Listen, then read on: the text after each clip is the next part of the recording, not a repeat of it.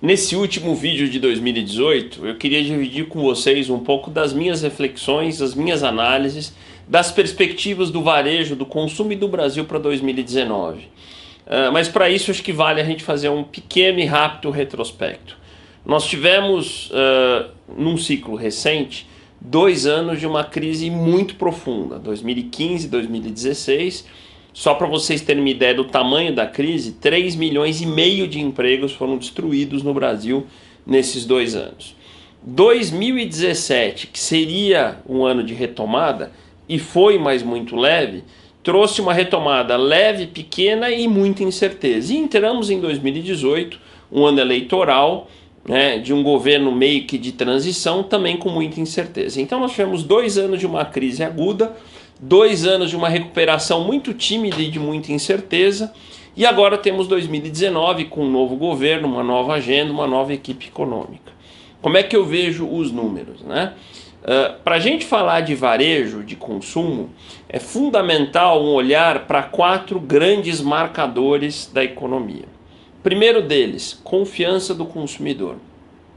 Se a gente olhar o índice da Fundação Getúlio Vargas, o ICC, Índice de Confiança do Consumidor, o último índice que saiu em novembro bateu um recorde. Primeiro do salto, no gráfico que eu vou mostrar para vocês, mostra como nos últimos 3 meses ele subiu.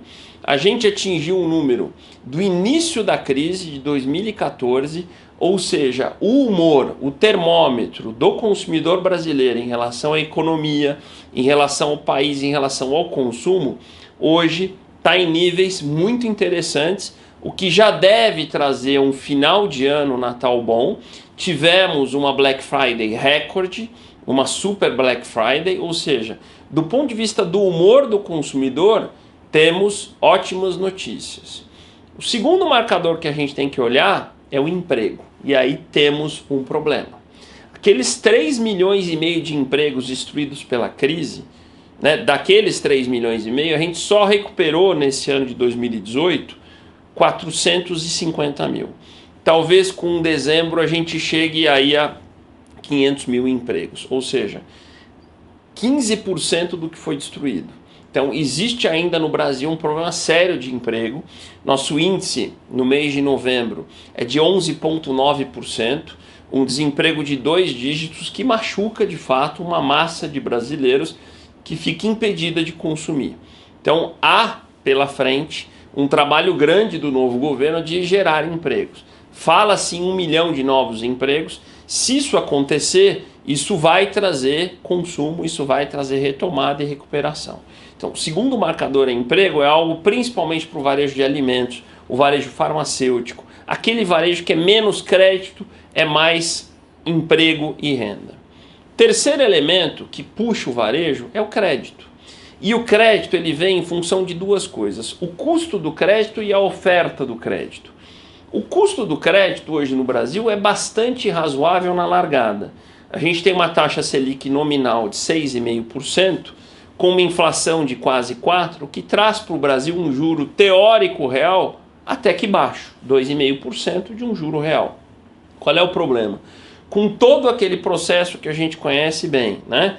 Custos, inadimplência, esse crédito chega para o consumidor com pouca oferta e com muito custo na ponta. Então, tudo indica que com a virada do ano, com um país com um pouco mais de confiança, otimismo, uma segurança institucional maior, uma perspectiva melhor de médio e longo prazo, a oferta de crédito e esse custo devem vir de uma forma mais forte, impulsionando aquele varejo de automóveis, o varejo de bens duráveis, de eletroeletrônico para frente.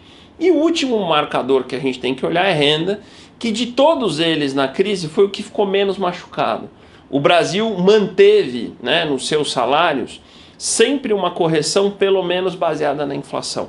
Vamos pegar um exemplo no nosso vizinho, a Argentina, que teve um problema mais grave, né? Havia um descompasso entre a inflação de verdade e a inflação do governo. Como os salários são corrigidos pela inflação oficial, todo ano o argentino passava a perder poder de compra. Isso não aconteceu no Brasil, pelo menos de forma importante. Então a renda é isso. Então quando a gente olha, de novo, confiança, emprego, crédito e renda, esses fatores nos fazem olhar para 2019 com um certo otimismo. O Brasil cresce há 8 trimestres seguidos, crescimento baixo, é verdade, mas passa a ter uma agenda institucional, política e econômica mais segura, com um pouco mais de visibilidade. Isso traz investimento, investimento traz emprego, a confiança traz consumo.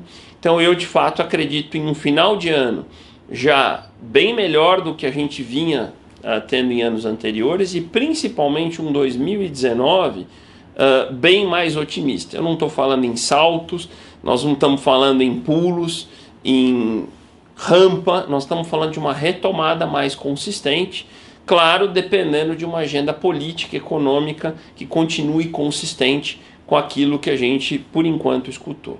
Essas são as minhas reflexões, as minhas provocações para olhar do ponto de vista econômico para o consumo e para o varejo em 2019.